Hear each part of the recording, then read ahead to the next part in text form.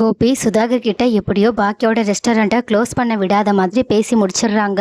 ஆனா அதே சமயம் இந்த பக்கம் பாக்கியாவும் தன்னோட பிரச்சனையா இருந்த கவுன்சிலர் பிரச்சனையுமே தன்னோட சாதுரியத்தாலையும் புத்திசாலித்தனத்தாலையும் முடிச்சு வச்சிடுறாங்க. ஆனா என்ன, இந்த பிரச்சனை ஒரு பக்கம் முடிஞ்சா இன்னொரு பிரச்சனை பூதாகர மாதிரி வெடிக்க ஆரம்பிக்குது. ஏன்னா நிதிஷ் இப்போ இனியா மேல சந்தேகப்பட ஆரம்பிச்சிட்டாங்க. அதுவும் ஆகாஷ் கூட சேர்த்து வச்சு சந்தேகப்பட ஆரம்பிச்சிட்டாங்க. ஏன்னா இனியாவும் ஆகாஷும் இந்த மாதிரி பாக்கியாவோட ரெஸ்டாரண்ட்ல நின்றுகிட்டு பேசிக்கிட்டு இருக்கத நிதிஷ் பார்த்துட்டு அதை பத்தி யோசிக்க ஆரம்பிக்கிறது மட்டும் இல்லாம அந்த சந்தேகத்தை கிளியர் பண்றதுக்காகவே நைட்டு வீட்டுக்கு வந்ததுக்கு அப்புறமா இனியா கிட்ட அப்படியே போட்டு வாங்குற மாதிரி, ஆமா நீ அந்த ஹோட்டலுக்கு உங்க அம்மாவை மட்டும் தான் பார்க்க போறியா இல்ல நான் உன்னோட எக்ஸையும் பார்க்க போறியான்னு கேட்க இதுல ஷாக்கான இனியாவும், நீ யார பத்தி பேசுற?